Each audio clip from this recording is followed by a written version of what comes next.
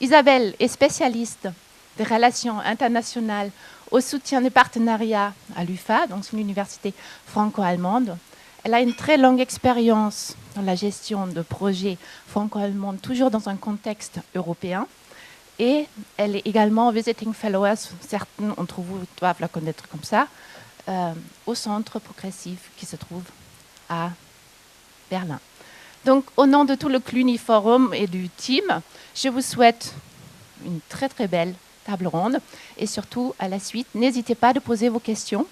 C'est une table ronde qui s'ouvre à vous, qui vous concerne, donc vous êtes invités à participer. Et dès qu'Isabelle est prête, je lui passe la parole.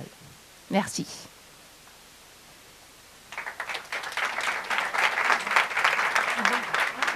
Pour ça. Bonjour à tous. Oui, vous m'entendez? Je crois que c'est en train de tomber. Donc bonjour à nouveau. On était juste en train, pour la petite histoire, l'anecdote, de parler du micro. Et je me demandais si on allait voir des micros portatifs. On discutait justement de l'adaptabilité des micros aux hommes ou aux femmes. Donc vous verrez certainement peut-être certains problèmes techniques vu les cheveux et certains accessoires féminins. C'est habituel pour celles d'entre vous, en tout cas, qui sont en public ou sur certains panels. Voilà. Je suis ravie d'être ici. Je remercie Carola pour son introduction. Et je remercie vraiment vivement, je continue, toute l'équipe du Cluny Forum. Ah non, ça ne va pas l'être en plus. Non. En plus, je bouge, donc en plus, ça va être amusant. C'est bon? Danke. C'est bon. Boucle d'oreille aussi. Danke. Ich glaube, es geht, oder? Ouais. C'est bon, voilà. Donc, à nouveau, merci encore pour l'invitation de l'équipe du Cluny Forum, son soutien, ses conseils et son engagement donc à l'origine de ce panel. Donc, je suis ravie de modérer ce panel-là sur ce thème-là. Et j'en profite aussi dès le départ pour remercier chacun des panélistes pour leur disponibilité en amont de ce panel. Voilà. Ce panel a vocation à être une entrée en matière pour le Cluny Forum en général, et chacune des sessions et des World Café que vous aurez donc à visiter tout au long de ces 2 jours. Donc n'hésitez pas, si vous n'avez pas l'occasion d'approfondir maintenant, parce qu'on doit un petit peu se dépêcher ou synthétiser, de revenir vers chacun des panélistes plus tard dans la journée ou demain. Voilà. Employabilité et formation. Donc ce sont des 2 notions qui sont au cœur non seulement du débat public, mais du débat de société depuis ces dernières années, et maintenant plusieurs décennies, et qui sont employées aussi bien par des acteurs institutionnels que des acteurs du monde économique, et qui sont entrés aussi largement dans le langage courant aussi, pour chacun d'entre nous, si on doit chercher un emploi ou qu'on est nous-mêmes employés. Alors pourquoi accoler ces 2 termes?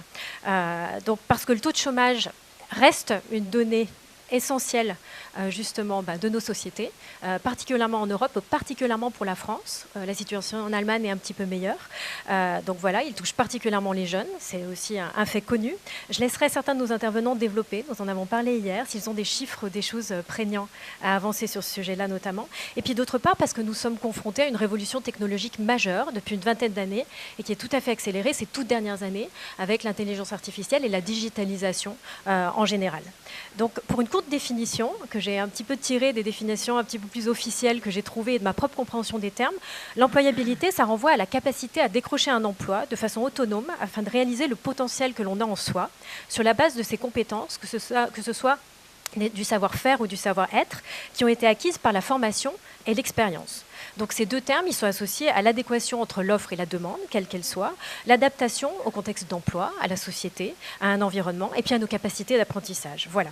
Donc ça renvoie aussi à des termes comme les concepts de compétences, compétences transversales, apprenant, très à la mode en France, entreprise apprenante, de développement de carrière et ses modalités, la mobilité, ce qui aussi implique la flexibilité, l'agilité, la créativité et la capacité d'innovation, la compétitivité et la compétition globale et également, qui sont eux aussi des termes qu'on emploie tout le temps aussi et dans notre langage courant à nous. Voilà.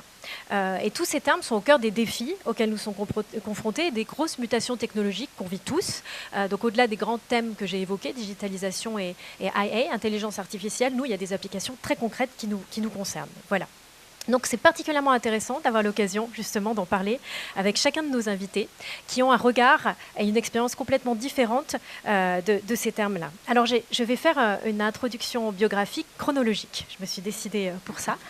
Donc je vais commencer par Madame Brard-Guillet, Karine Brard-Guillet. Bonjour. Vous êtes déléguée française de ProTandem, une agence qui subventionne et qui coordonne des échanges franco-allemands de jeunes et d'adultes en formation professionnelle depuis 1980. Et vous êtes à ce poste depuis octobre de cette année, après une expérience extensive au ministère du Travail et de l'Emploi, plutôt de l'Emploi, vous y tenez depuis quelques années. Je précise que vous êtes titulaire d'un master européen de gouvernance et d'administration, le MEGA, un diplôme franco-allemand plutôt adressé aux jeunes cadres issus de l'administration, pas que. Et là, il y a plusieurs personnes, y compris de ce panel, dont Monsieur Capitan, ou du public que ça concerne, qui ont fait ce diplôme franco-allemand assez reconnu. Vous avez débuté votre carrière en 1994 à la direction de l'action sociale, avant d'intégrer la direction des affaires générales et de la modernisation, avant de rejoindre ensuite le secrétariat général du Conseil national des missions locales. Donc, mission locale est un terme qui vous tient à cœur. Voilà. Vous aviez récemment, dans vos dernières fonctions avant celle-là, la responsabilité du parcours d'accompagnement processus métier auprès du délégué ministériel aux missions locales rattaché au ministère du Travail. Voilà. Monsieur Capitan, vous êtes président de l'Université franco-allemande depuis janvier 2018, après avoir occupé le poste de vice-président les 2 années précédentes. Vous êtes professeur de droit public à l'Université Panthéon-Sorbonne depuis 2001, où vous dirigez le Centre de droit allemand au sein de l'Institut des sciences juridiques et philosophiques de la Sorbonne. Vous assurez également la direction du cursus d'études juridiques franco-allemandes de Paris 1 Cologne et du master MEGA, que je viens mentionner, puisque vous-même vous l'avez fait, Karine. Donc ces 2 cursus sont des cursus à double diplôme qui sont placés sous l'égide de l'Université franco-allemande, justement. Par ailleurs, vous êtes à la tête du Collège doctoral de droit public comparé européen, qui est une coopération entre les universités Paris 1, Panthéon-Sorbonne, Spire, Strasbourg et Fribourg, en association avec l'Université des études de Milan, donc en Italie. Vous êtes aussi membre du CA, du conseil d'administration de la maison Heinrich Heine, à la Cité internationale de Paris, de celui de la Fondation pour le droit continental.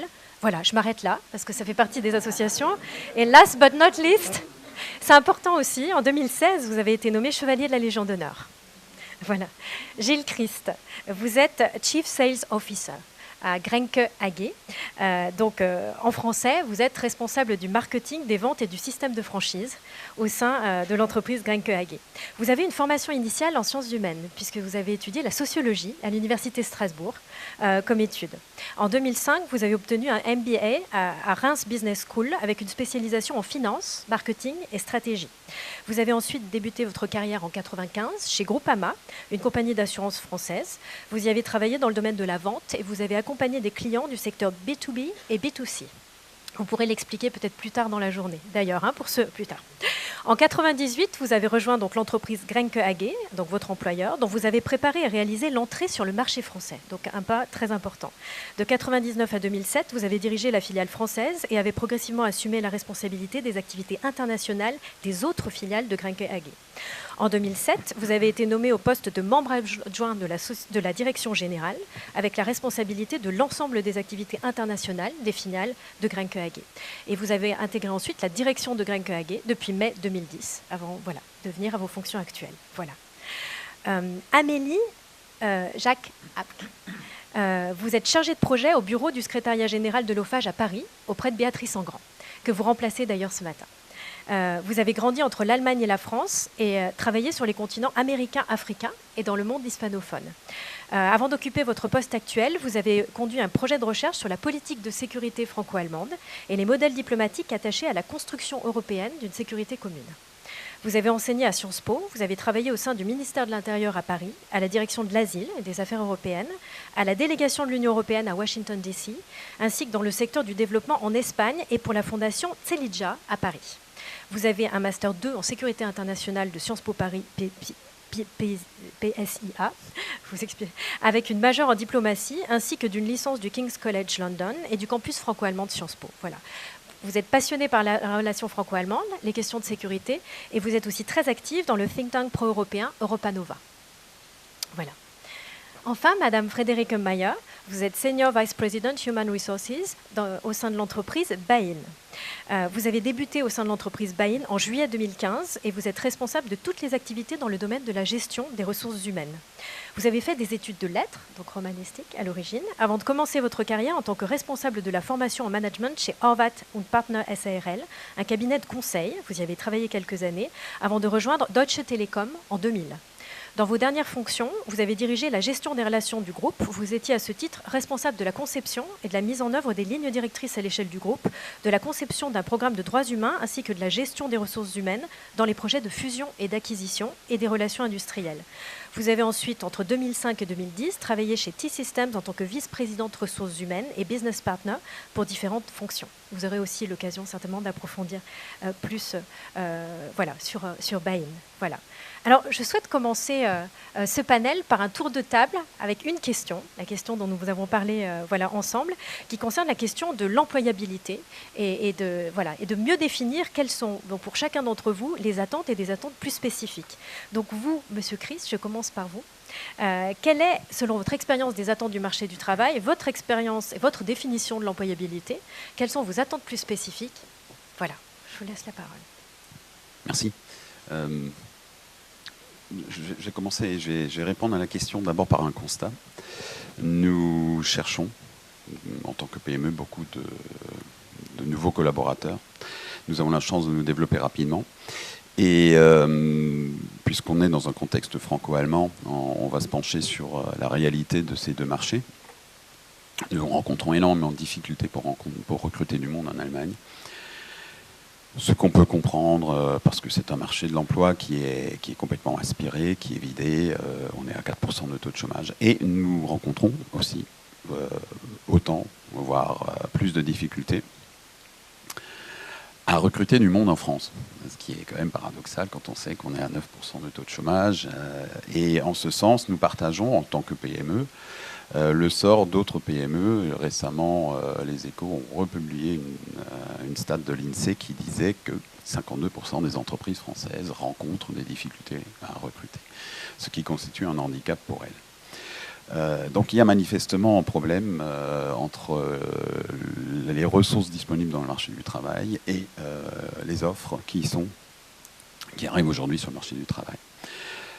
L'attente d'une PME comme Grenke, c'est quoi? C'est évidemment de trouver des gens qui sont qualifiés, certes, qui sont capables essentiellement dans des fonctions commerciales d'apporter des solutions à un marché. Ce sont donc des questions de flexibilité, de souplesse, de réactivité, d'adaptabilité, mais aussi dans un contexte d'entreprise internationale, puisque beaucoup d'échanges se font dans un background en anglais. Il y a aussi la langue, l'anglais, ce qui est aussi un défi, je crois, à gérer en France. Et c'est cette difficulté que nous rencontrons aujourd'hui. Une inadéquation, entre guillemets, entre les personnes que nous rencontrons, mais pire, nous ne les rencontrons même pas parce qu'elles ne viennent pas. On n'arrive pas à les attirer. Ce qui est représentatif peut-être de ce qui se passe pour les petites ou moyennes entreprises, sachant que nous sommes exposés à une concurrence évidente de groupes internationaux qui, elles, ont une marque, ont pu faire un travail sur l'employer branding que nous n'avons pas encore fait. Donc c'est multicouche. Il y a évidemment l'inadéquation entre l'offre et la demande, mais il y a aussi évidemment le contexte de concurrence entre entreprises ayant une forte enseigne et des petites entités qui n'ont pas encore. Je rebondis pour que vous peut-être introduisiez votre démarche tout très spécifique, si vous souhaitez le faire dès maintenant, de Grenke, pour combler cette inadéquation. Alors, oui, évidemment. Peut-être, alors comme vous le souhaitez. C'était l'échange qu'on avait cette semaine. Dans un contexte pareil, on peut évidemment se lamenter et puis se dire que, ma foi, entre guillemets, c'était cette réaction très française, l'État devrait changer le système de formation, mais ce n'est pas tout à fait l'approche que nous avons. Et je crois qu'il y a beaucoup d'entreprises qui ont envie de faire ça. Nous sommes une filiale en France d'un groupe allemand.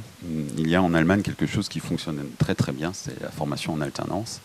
Et donc nous avons démarré depuis 2, 3, 4 ans en France un programme de formation en alternance, c'est-à-dire qu'on va former nous-mêmes, on essaye de former nous-mêmes les collaborateurs dont nous avons besoin, puisqu'on a une certaine prévisibilité, donc on sait de combien de ressources nous aurons besoin, et nous travaillons là-dessus depuis maintenant 2 ou 3 ans. Très bien. Donc, aide-toi toi-même plutôt que d'attendre d'autres acteurs qui font un travail qui est évident, mais dont les répercussions, puisqu'il y a une volonté politique affichée de travailler sur la formation en alternance en France, mais le temps de la mise en place, il nous faut aller plus vite. Donc, je pense que c'est la bonne démarche. Nous profitons de nos expériences que nous avons faites depuis des années en Allemagne pour avancer plus vite en France.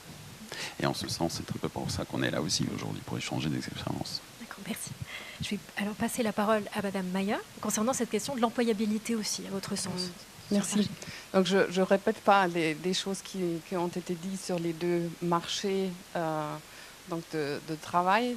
On rencontre un peu les mêmes problèmes, mais c'est peut-être aussi le moment de dire quelque chose de buy-in. Buy-in, on est spécialisé sur les achats.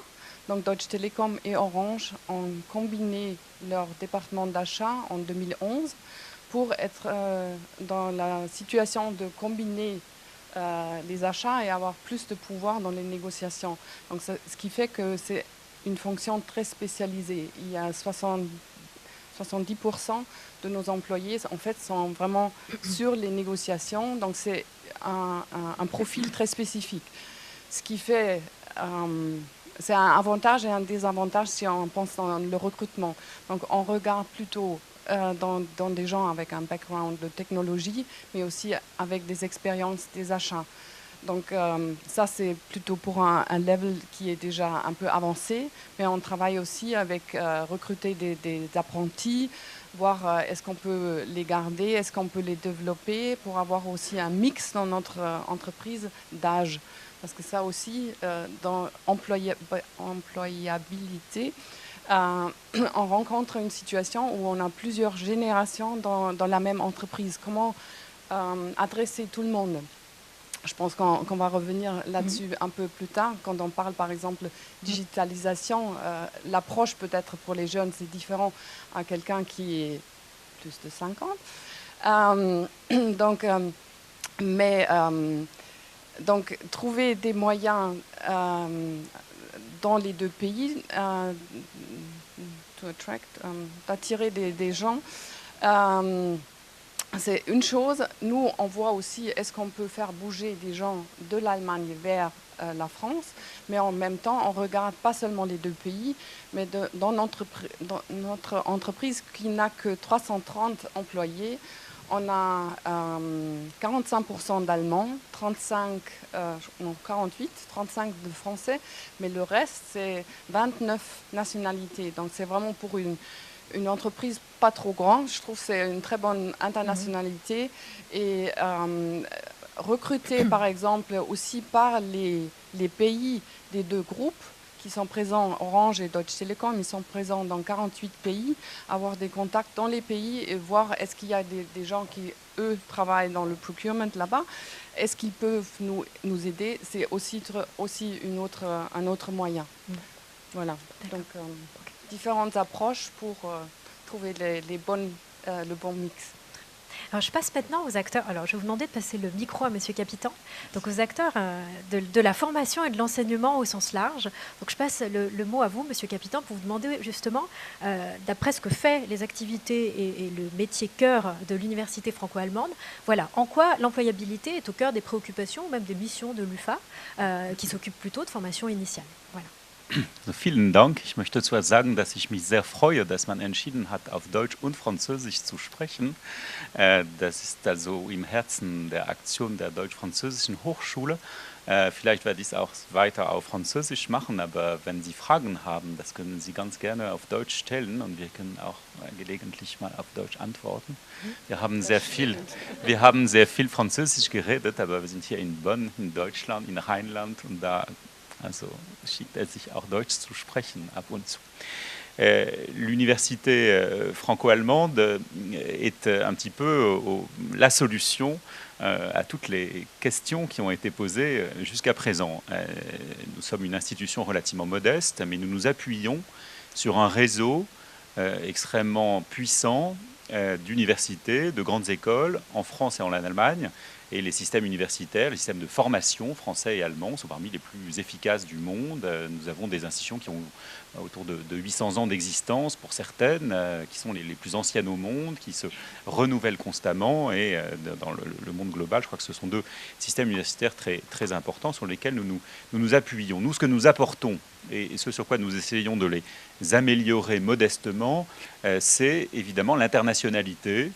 Et le résultat est absolument évident en termes d'employabilité, puisque c'est le sujet sur lequel vous m'interrogez. Et les statistiques que nous avons pu faire montrent que 75% des étudiants de l'université franco-allemande ont un job 3 mois après la fin de leurs études. Alors c'est une statistique globale. Ça signifie que dans certaines disciplines, les ingénieurs notamment, les juristes, ils ont souvent un job avant même d'avoir terminé leurs études. Et puis dans d'autres domaines, eh bien, les questions se comptent peut-être en 6 mois, mais ça va relativement rapidement. Alors c'est quelque chose qui n'est peut-être pas absolument nécessaire de développer, mais la mobilité, l'agilité, la capacité de se projeter dans un autre système, le fait par exemple d'imaginer qu'une entreprise comme Orange, si elle veut se développer en Irlande, devra peut-être changer de nom. Tout ça, c'est des réflexes évidemment un petit peu européens qu'il faut avoir aujourd'hui. Et donc cette agilité dans nos programmes de l'université franco-allemande, évidemment, et je n'ai pas besoin de le développer beaucoup ici, puisque une grande partie d'entre vous sont des anciens étudiants de l'université franco-allemande, c'est quelque chose de tout à fait évident. Ce sur quoi je voudrais peut-être insister, ce sont les défis face auxquels nous nous trouvons, les réflexions qui sont les nôtres pour essayer d'améliorer encore notre modèle. L'un, et je le serai bref puisqu'on y reviendra aussi, c'est celui de la formation en alternance. La formation en alternance est quelque chose qui nous paraît extrêmement important aujourd'hui. Alors ça concerne évidemment un certain nombre de formations, et Karine Brargui en parlera mieux que moi, mais ça concerne aussi les formations qui sont au cœur de l'activité de l'université franco-allemande, qui sont les formations longues. Et nous avons en France, peut-être plus qu'en Allemagne, notamment le modèle des écoles d'ingénieurs, des écoles de commerce, qui sont des écoles professionnelles, pratiques, dans lesquelles il y a à la fois un enseignement universitaire, mais également une place des stages et parfois même de la formation en alternance, en apprentissage, comme on dit souvent, qui est très développée. Et nous sommes en train de mettre en place un certain nombre de projets pilotes avec des universités allemandes pour développer cela également dans ces domaines. Cela rejoint également la question de la formation tout au long de la vie. Vous l'avez dit, dans un monde en pleine transformation, il faut former évidemment les jeunes. Et là encore, je le disais, depuis plusieurs centaines d'années, nous avons en France et en Allemagne des systèmes qui fonctionnent pour cela. Ce qui est un peu nouveau, c'est la nécessité de continuer l'apprentissage tout au long de la vie. Alors, nous avons quelques programmes. On a parlé du Master européen de gouvernance et d'administration en matière de gestion publique qui fonctionne déjà.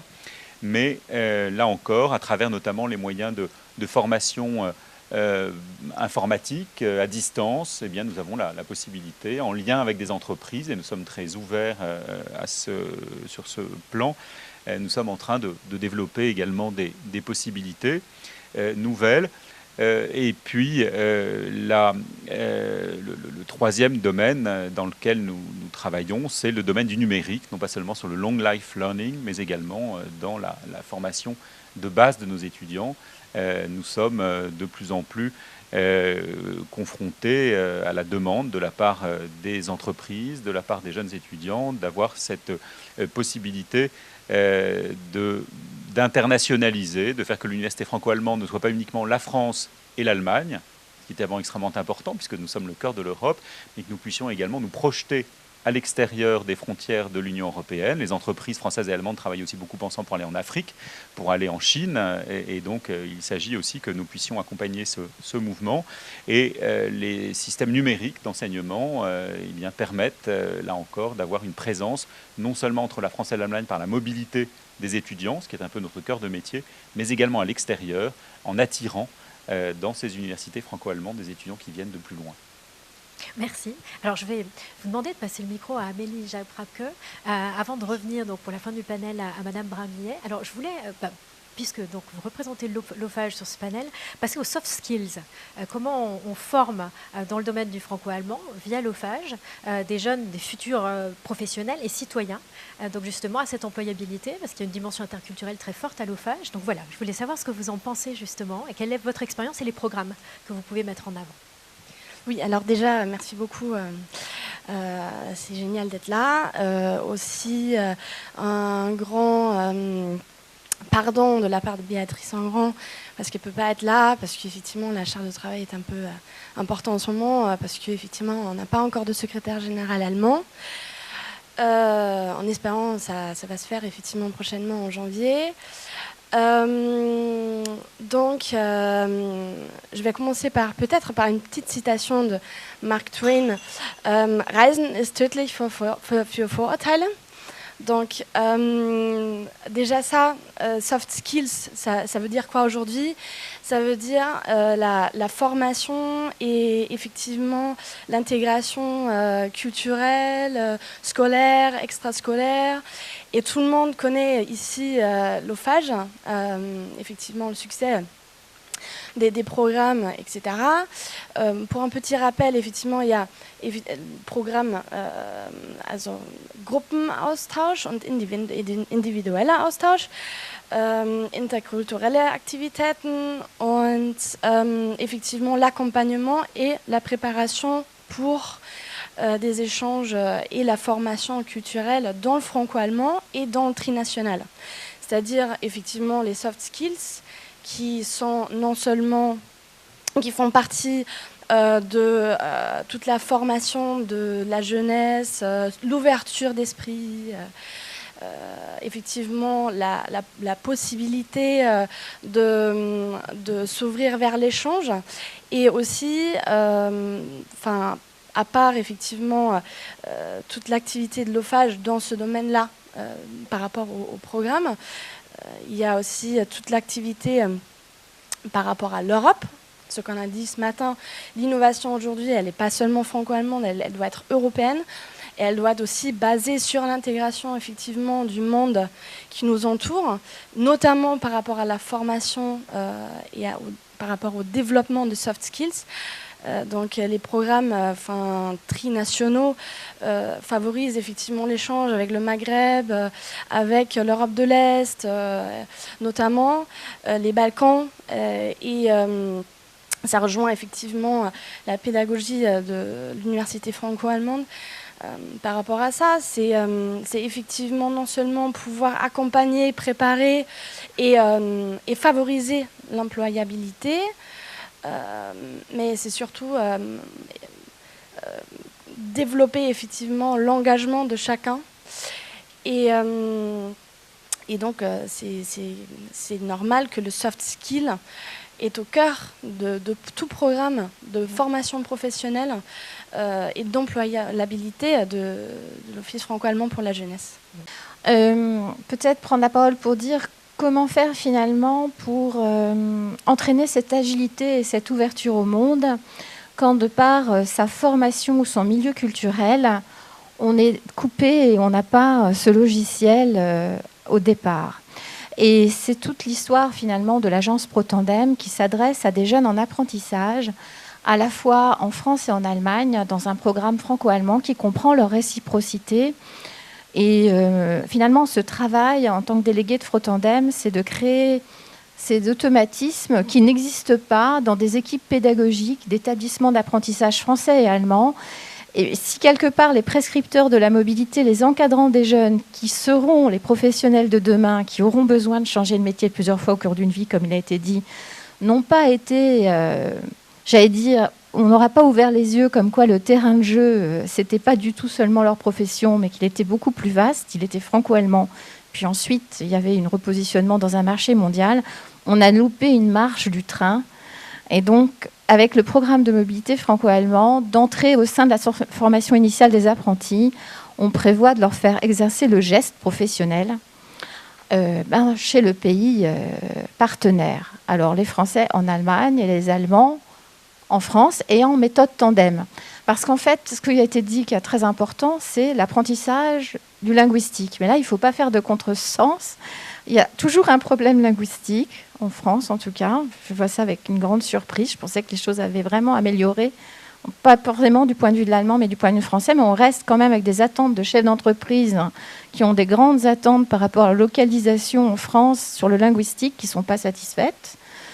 Donc c'est pour ça que les formateurs doivent aussi, pour les premiers niveaux de qualification, et moi je suis très contente d'être dans le milieu du Cluniforum avec des jeunes qui ont intégré totalement dans leur mobilité la formation et leur formation, mais moi je m'adresse aussi à des bacs pro et au BTS, et en fait les mêmes enjeux que vous avez vécus, il faut transposer ça aussi au sein de leur formation. C'est un travail qui est en cours. Et ProTandem, à travers ses 100 échanges par an, mais les 3000 participants qui sont touchés, essayent d'ouvrir leur logiciel. Voilà ce que je peux dire pour replacer un peu la question de comment entraîner ces soft skills quand on ne les a pas, quand quelque chose ne sont pas naturelles. Merci beaucoup. Je rebondis sur quelque chose, forcément, une donnée transversale et une compétence transversale essentielle, la mobilité, pour passer à ma deuxième question, qui porte donc sur l'agilité et le goût du risque. C'était la question que je vous ai posée et dont on a discuté. Comment se traduisent ces concepts, ces notions dont on parle tout le temps, en fait, quand on associe ça à une recherche d'emploi ou au monde de l'emploi, agilité, flexibilité et un goût du risque, qui sont donc très valorisés. Comment se traduisent ces concepts avec leurs atouts et leurs contraintes? Donc d'abord, je vais revenir à vous, Monsieur Chris, puis Madame Mayer aussi, on avait discuté, c'était intéressant, de différentes façons, c'est-à-dire dans toutes leurs dimensions, évidemment. Donc comment ça se traduit dans votre entreprise? Alors, et un premier facteur, je voudrais rebondir sur ce que vous disiez, Madame Mayer, c'est évidemment qu'on recherche tous de nouveaux collaborateurs, nouvelles collaboratrices, mais on a aussi un énorme enjeu, notamment dans des entreprises de taille plus réduite, c'est de maintenir en place les ressources, c'est de garder des collaborateurs. Et donc, ça exige aujourd'hui aussi de revoir complètement son logiciel en tant qu'entreprise, puisque cette notion d'adaptabilité, elle va dans les deux sens. Les attentes, les exigences sont différentes aujourd'hui. On sent à la fois dans des processus de recrutement, mais aussi au sein des équipes en place, des attentes beaucoup plus élevées en matière d'accompagnement, de formation continue, et en même temps, bien sûr, peut-être plus de réticence. C'est très paradoxal, il y a 15 ans, on faisait bouger des gens dans notre organisation avec une facilité déconcertante de Strasbourg à Lyon, à Marseille, etc. Et aujourd'hui, pour les faire bouger du premier étage au deuxième étage, parfois, c'est pas évident. Donc, il faut vraiment travailler différemment. Donc, il y a une évolution qui est, à mon avis, plus profonde, qui est sociétale, qui n'est pas uniquement liée au marché de l'emploi. Et cette absence ou cette tendance à être un peu plus confortable exige au niveau de l'entreprise, des dirigeants, de remettre en cause un certain nombre de logiciels, de façons de gérer, de façons de s'adresser à des ressources humaines existantes et de potentiels candidats. Donc, le goût du risque au sein de l'entreprise, évidemment, on est sous pression, on a de fortes croissances, il faut avancer vite. Donc, on a envie de réduire le risque. Et en face de soi, on a peut-être des gens qui sont moins mobiles, paradoxalement, ou alors dont les exigences sont plus élevées en matière, en contrepartie de mobilité, d'adaptabilité. On est en fait dans un processus de remise en cause très, très intense aujourd'hui. Et qui en même temps est créateur de nouvelles possibilités. Cette remise en cause redynamise parfois l'entreprise avec des nouveaux comportements. Ça commence par des trucs très classiques sur un dress code, alors c'est des vieilles discussions, mais sur la façon de travailler ensemble, sur la façon de créer de l'événementiel autour du travail. On sent aujourd'hui que à la fois chez nos collaborateurs et les futurs collaborateurs, on a une attente qui va au-delà de juste travailler ensemble. Ça, c'est ce qui me surprend beaucoup. C'est pas juste une question de risque, d'adaptabilité. Il y a un souhait d'aller plus loin que je me rends au travail, je rentre au travail. Je veux vivre, partager des choses. Et donc, c'est une dimension qu'il faut rajouter aujourd'hui. On est peut-être dans le domaine des soft skills aussi. Il faut vraiment arriver à recréer des notions d'équipe dynamique.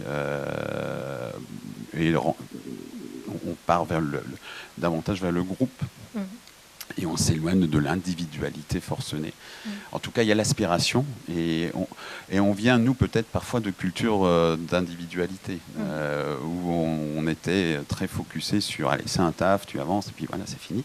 Et là, aujourd'hui, on est obligé de revenir à des schémas peut-être plus, quand on aura réussi à gérer cette évolution, beaucoup plus agréable pour et l'employeur et le collaborateur ou la collaboratrice. Alors, merci Gilles, je passe la parole à Madame Mayer. Sur ce thème aussi, comment vous voyez je trouve ça? très intéressant votre remarque, qu'on passe plus au groupe, qu'on quitte peut-être un peu le travail individuel qui reste important.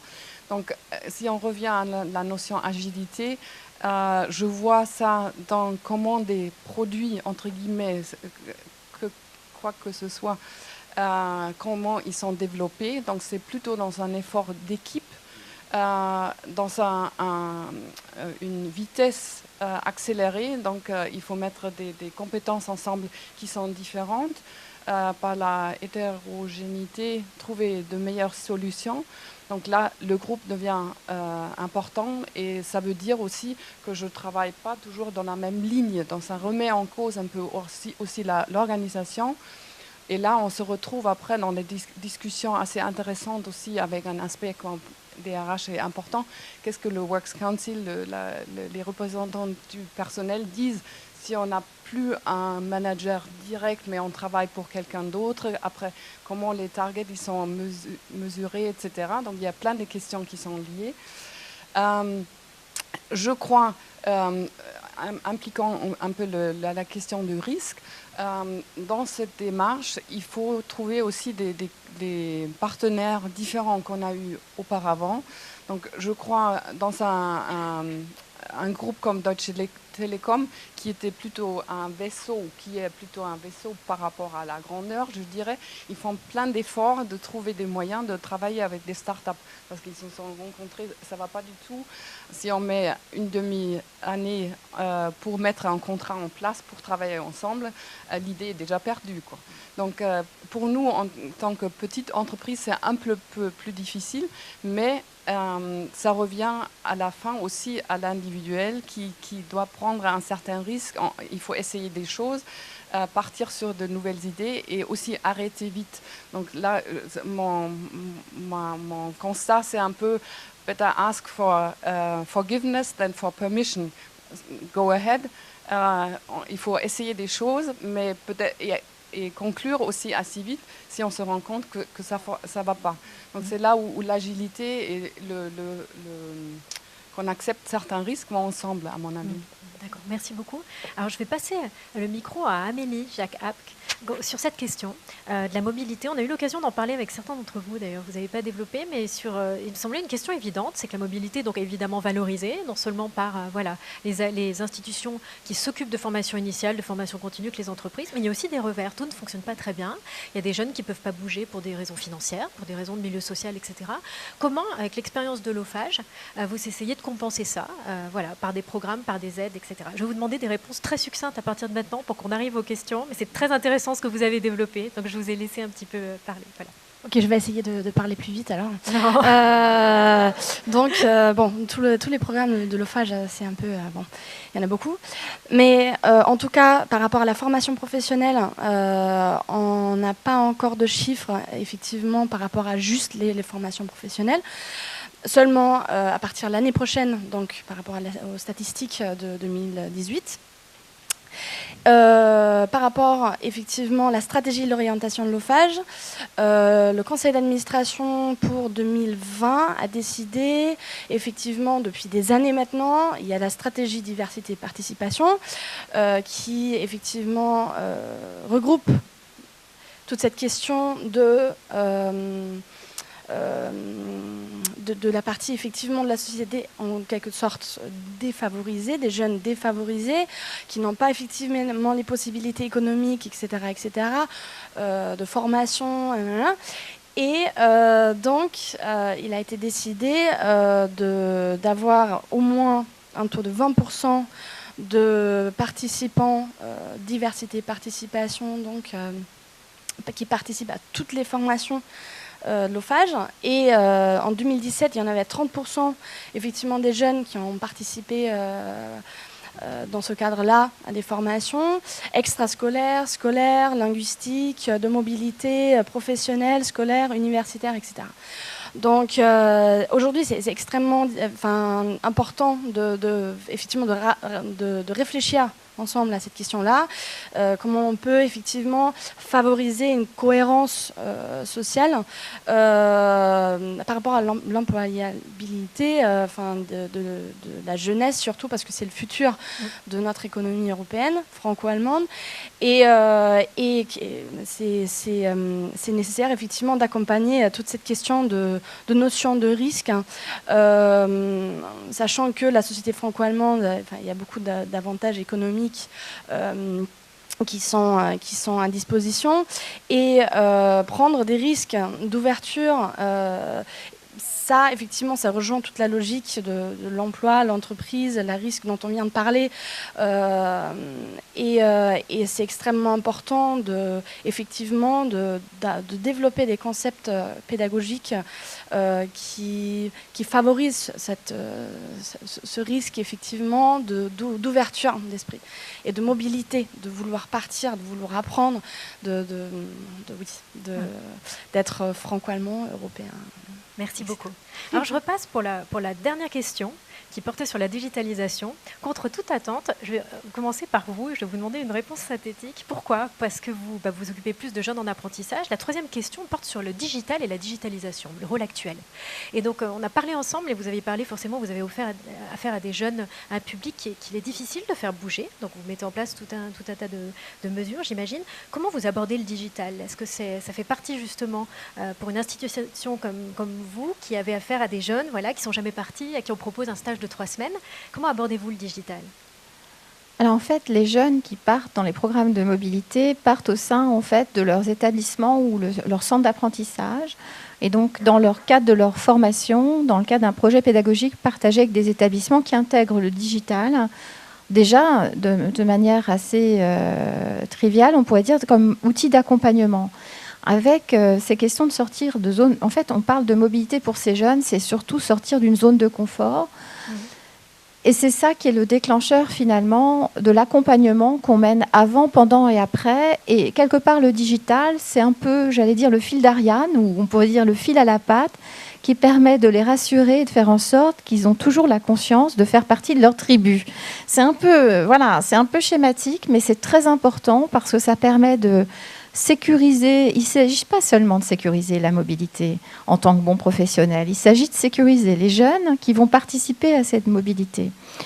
Et pour ça, le digital fait partie du bagage qui aujourd'hui, grâce à l'OFAGE, par exemple, il y a la magnifique application Mobilico qui existe, qui permet aux jeunes de télécharger sur leur portable une sécurisation que si jamais en Allemagne, à un moment donné, ils avaient besoin d'une recherche d'un mot-clé, ils pourraient trouver l'équivalent immédiatement. Ça fait partie des choses qui facilitent la mobilité.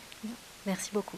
Madame Mayer, je viens à vous pour justement la digitalisation. Comment vous l'avez expérimenté à l'exemple de Bain ? Comment vous voyez-vous ce rôle-là dans votre entreprise ? C'est quelque chose de primordial pour avancer, pour avoir des moyens de combiner plein de dates qu'on a. Donc, il y a ce côté-là.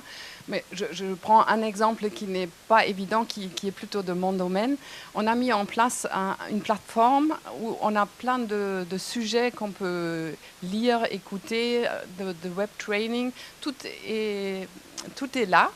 La question est seulement trouver le temps et la discipline de le faire. Donc, et je vois ça. Donc, on s'est dit, on va le mettre en place, tout le monde va se jeter dessus. Mais si on regarde les chiffres, après combien de temps les gens passent là-dessus, c'est pas donné, quoi. Donc, on s'est dit, il faut vraiment développer aussi cette notion de autodiscipline, qui existe en France, self-discipline. Et il faut aussi... Ça n'existe pas, très bien.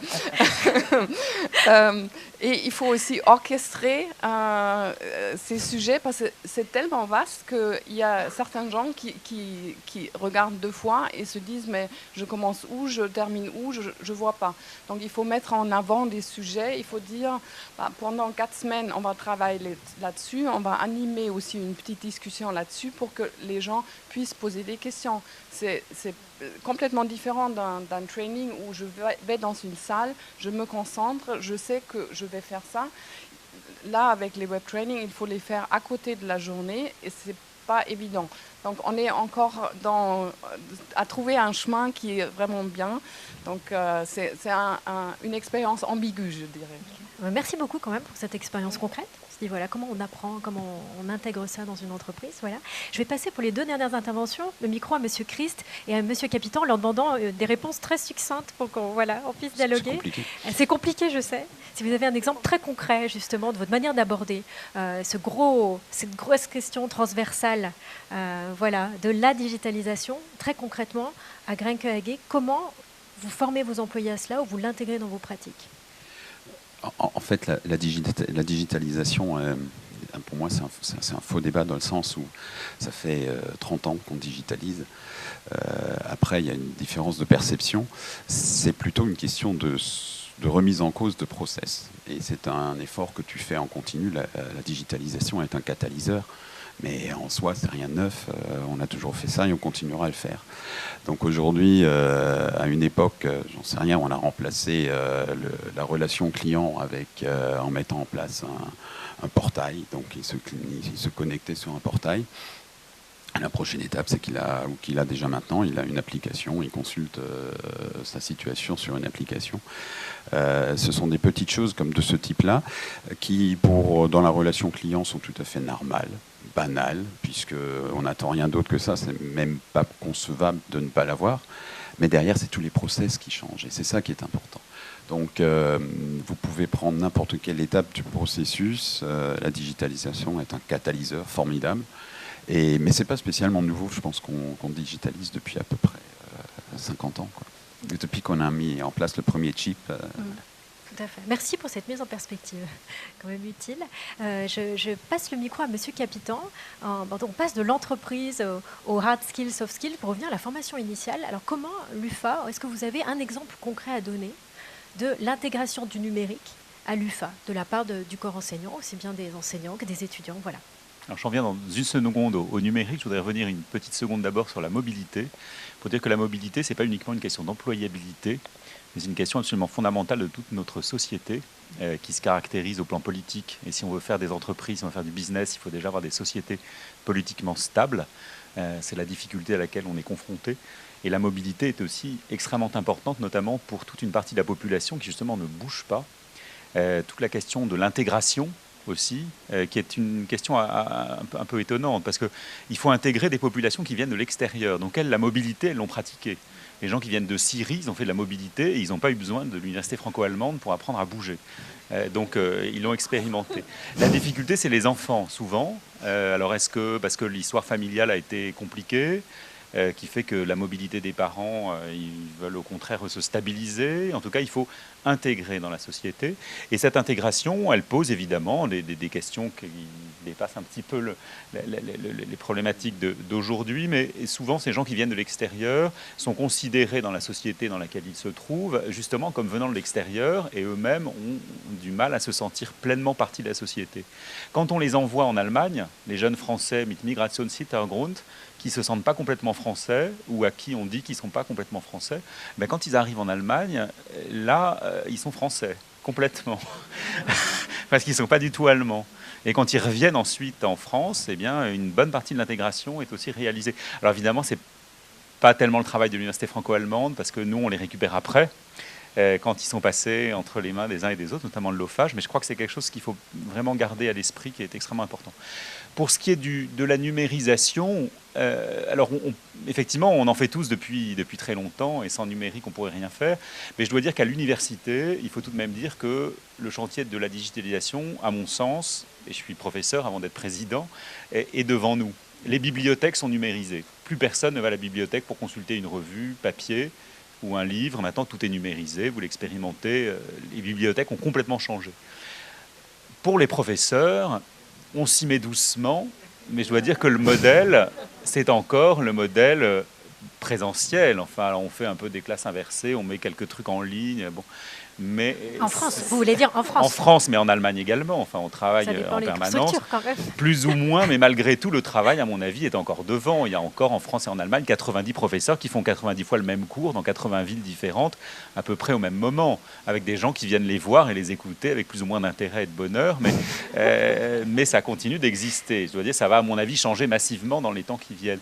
Alors, à l'université franco-allemande, on en parle. Je l'ai dit, ça fait partie de nos axes stratégiques.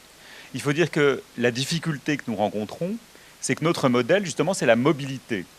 C'est l'idée que, certes, à l'université, on apprend des disciplines, on apprend des techniques, mais à l'université franco-allemande, en plus de ça, et nous insistons beaucoup sur ce point, en plus d'être de bons physiciens, de bons ingénieurs, de bons géographes ou de bons juristes, on apprend l'interculturalité, le fait de travailler dans un autre pays, avec des camarades d'un autre pays, des professeurs d'un autre pays, une institution d'un autre pays, faire des stages dans des entreprises. Et chacun d'entre nous est capable de dire que travailler, quand on est français, avec des Allemands, eh bien, il faut faire un pas culturel important, peut-être plus que quand on travaille avec des Italiens. Et pour des Allemands, travailler avec des Français, c'est peut-être plus compliqué que de travailler avec des Américains. On a quand même des différences culturelles qui sont importantes et qui font qu'on doit se déporter. Or, si on passe par le numérique, on fait l'économie de la mobilité. À partir du moment où on peut avoir des cours de l'université franco-allemande qui sont en ligne, eh bien les Français les suivent de France, les Allemands les suivent d'Allemagne, et tout le monde est très content, ça coûte moins cher, c'est plus facile, c'est plus souple, c'est plus fluide, mais on perd la mobilité. Alors il faut apprendre à gérer tout ça. Je crois que ce que nous essayons de faire, c'est de voir le numérique comme un complément de la mobilité, comme quelque chose qui permet de l'accompagner, de la préparer.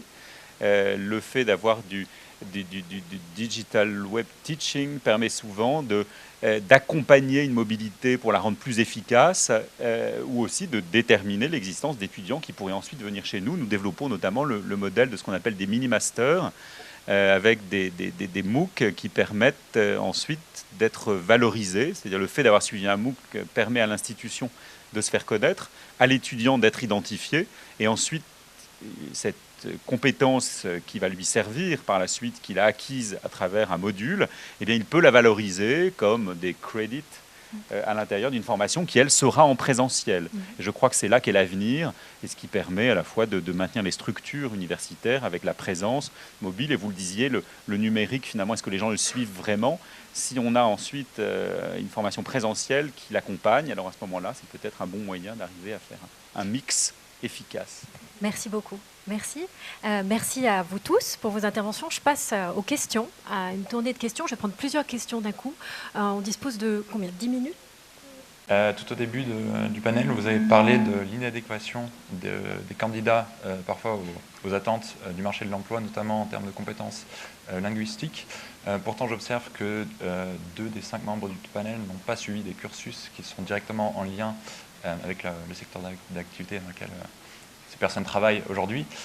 Selon vous, n'y a-t-il pas un avantage pour les entreprises de recruter des candidats qui apportent des compétences différentes et donc des perspectives nouvelles sur les problématiques auxquelles font face les entreprises? Est-ce que ce n'est pas là un moteur de l'innovation?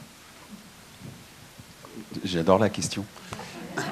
Parce que, je ne sais pas si vous savez, mais Grinke est une société de financement. Et très souvent... mais on a dû se poser une question au début, c'était comment allons-nous rentrer dans un marché qui était déjà très occupé par un certain nombre de concurrents, et comment allons-nous nous différencier, parce que sinon c'est pas la peine d'essayer de rentrer sur un nouveau marché. Et dès le début, nous avons beaucoup insisté et nous avons expliqué à nos clients que nous ne sommes pas une banque. Désolé pour... mais voilà, il fallait bien qu'on se différencie. Et donc, voilà, donc ça, c'était l'approche marché. Nous ne sommes pas une banque. Nous sommes plutôt un prestataire de services. Et le corollaire, c'est qu'on a réussi à construire une société de financement avec des profils qui ne sont pas des profils bancaires et financiers. Donc, le premier, c'était un sociologue, absolument rien à faire dans ce monde-là.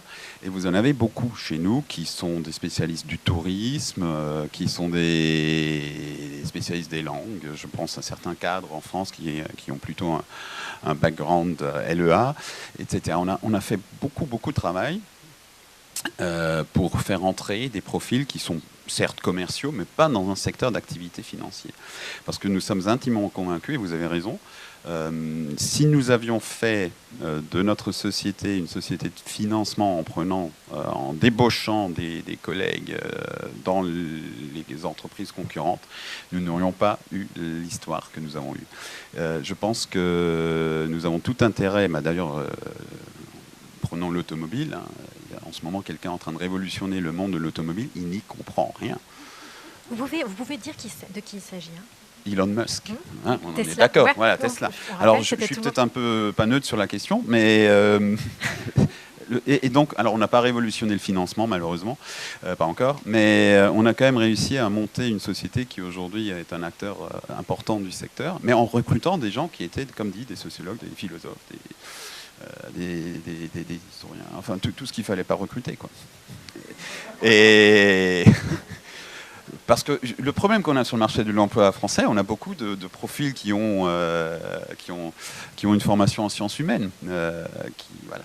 Mais ils ont réussi à s'épanouir chez nous et c'est très bien.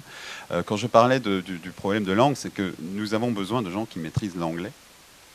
Et ça reste, dans certains cas, une difficulté aujourd'hui en recrutement. Voilà, c'est tout.